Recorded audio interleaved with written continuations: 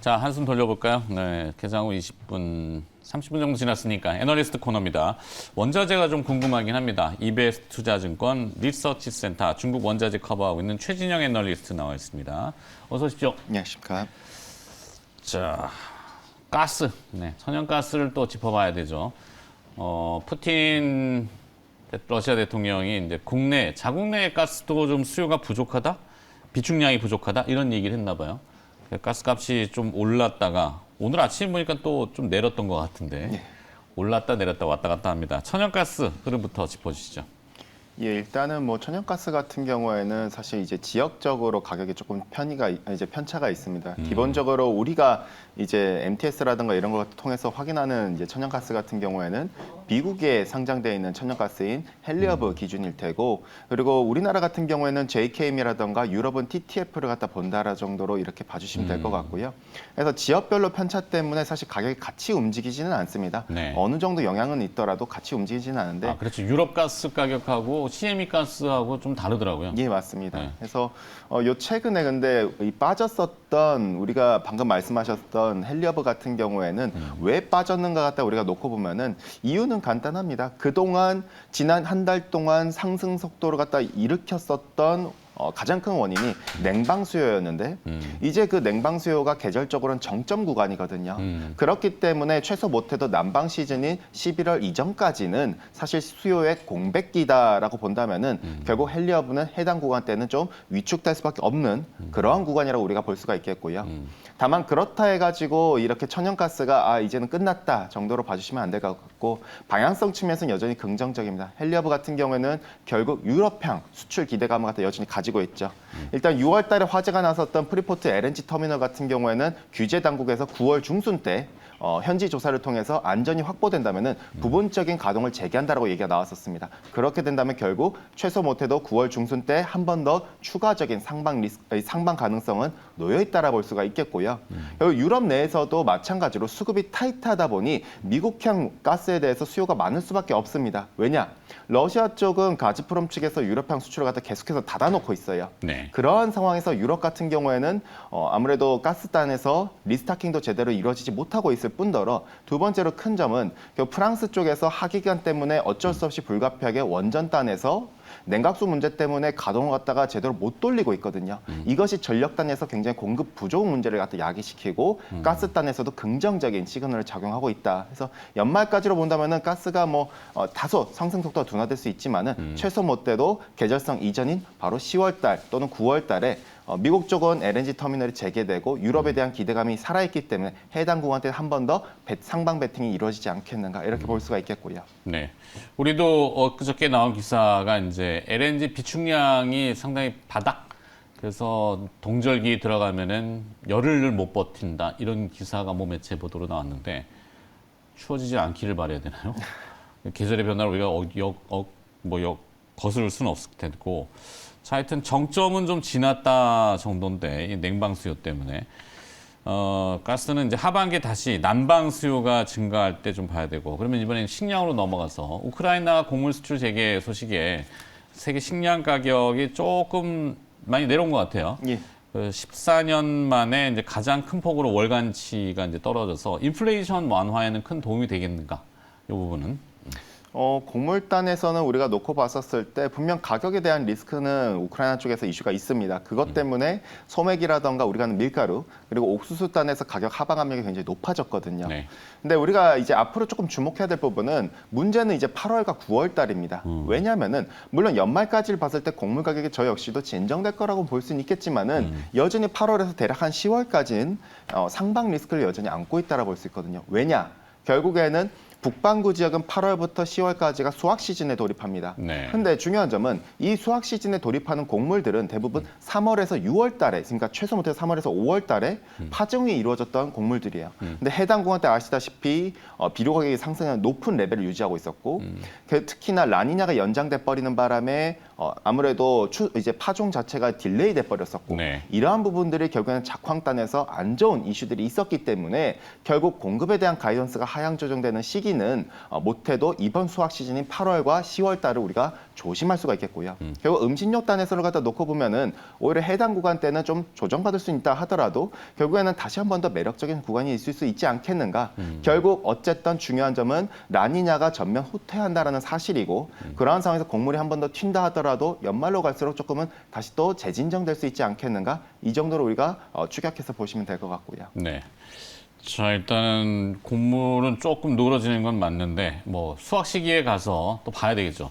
그 곡물들이 보면 쭉정이만 남아 있는 뭐 이렇게 그 상태가 안 좋은 것들이 나오면 또 가격이 들썩일 수 있기 때문에 그죠. 지금 나오는 건 이제 푸드 프라이스 인덱스인가요? 예. 좀 많이 내려오긴 해요. 근데 아직도 높긴 높아요. 자, 유가로 넘어가서 오펙 플러스 회의가 있었습니다만 의미는 없다. 이렇게 이게 나오는데 뭐 유종별로 뭐 가격들도 차이는 있습니다만 WTI 기준으로 이제 배럴에 $90 내려오긴 했는데 이것도 높은 거 아닌가 싶긴 해요. 그렇죠. 자, 결국엔 바이든 대통령한테 또 공이 넘어갔는데 어떤 의미가 있을까요?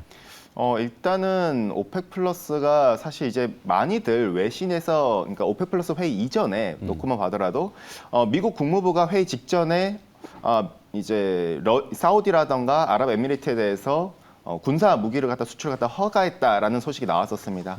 그동안 7월 달에 바이든이 사우디 방문했었을 때 안보에 대한 보장이라던가 군사 무기 수출 재개라던가 이 같은 얘기들이 나와주면서 외신들은 이런 안보 보장이 나온다면은 결국에는 사우디나 이를 비롯한 걸프 국가들이 증산을 재개하지 않겠는가. 왜냐? 미국으로부터 안보 보장이 다시 확립될 수 있기 때문에 이러한 기대감을 가졌었는데 그런데도 불구하고 아시다시피 8월 초 때 오펙 플러스에서 오펙 플러스는 증산이 불발돼 버렸죠.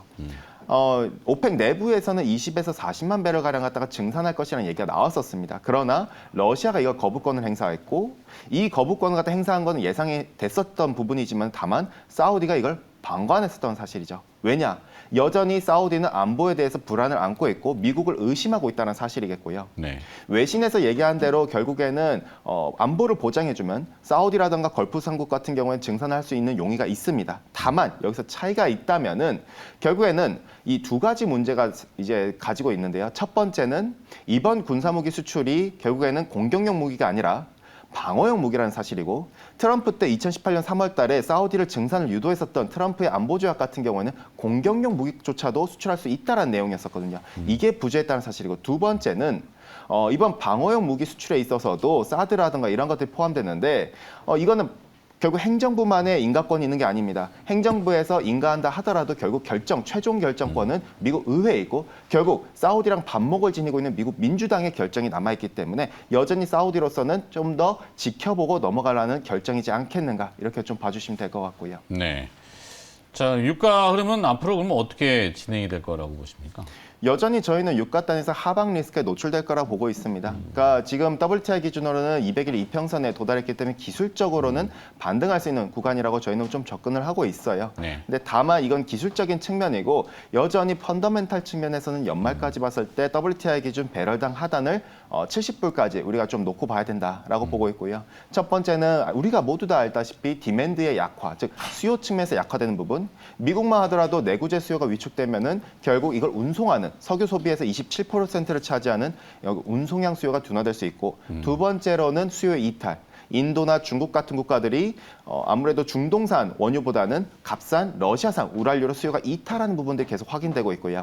세 번째로는 앞서 말씀드린 대로 추가적으로 미국 민주당이 좀 더 사우디한테 우호적인 제스처를 취해준다면은 걸프산국이 증산을 유도할 수 있지 않겠는가. 이거 후행적으로 나타난다면은 유가단에서는 지금이야 계절성 탓에 유가가 높은 레벨을 유지하고 허리케인 시즌이 오늘부터 다시 또 재개가 됐고 거기다 중동 산유국들이 9월까지는 수출할 수 없는 계절성 구간이기 때문에 좀 아무래도 가격이 높을 수 있겠지만은 연말로 가서 최소 못해도 10월부터는 계절성이 종료된 직후 이 같은 이슈들을 반영하면서 레벨이 하향 안정화되지 않겠는가 이렇게 좀 봐주시면 될 것 같습니다. 네. 자, 원자재도 보면은 대충 그 시세가 순환하죠. 돌아가면서. 예.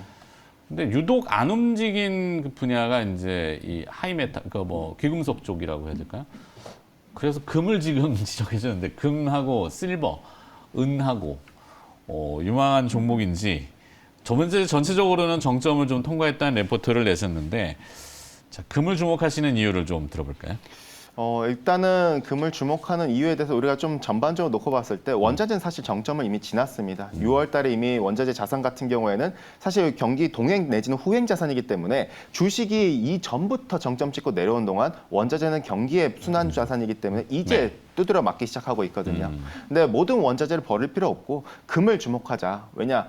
지금이야 페드가 긴축을 하고 있고 페드가 금리 인상을 갖다가 적극적으로 나서고 있지만은 물론 지금 같은 경우 금은 어떻게 보면 실질금리 상방 압력 리스크 속에서 하방 리스크에 노출돼 있습니다. 다만 우리가 연말로 봤었을 때 여기서 추가적으로 경기 모멘텀의 둔화라던가 물가를 견인하는 유가가 추가적으로 하향 안정화가 되는 게 확인이 된다면은 결국에는 오히려 연말로 갔을 때 페드의 금리 인상 속도는 조금 둔화될 수 있다는 부분이 나올 수 있겠고 그러한 상황에서 오히려 디플레이션에 대한 해지에 대한 기대감, 즉 디플레이션 우려가 형성될 때 그 해지 기대감으로써 금이 상대적으로 좋아질 수 있다. 과거에도 이 같은 분위기들이 많았었습니다. 지금처럼 경기 상황이 유사했었던 2018년 말이라든가 그때랑 유사성을 갖다 놓고 본다면 금에 대해서도 지금은 아니지만 저희가 봤을 때 연말에는 한 번 더 되짚고 넘어가야 되지 않겠는가 이렇게 봐주시면 될 것 같고요. 네, 귀금속, 다이아몬드도?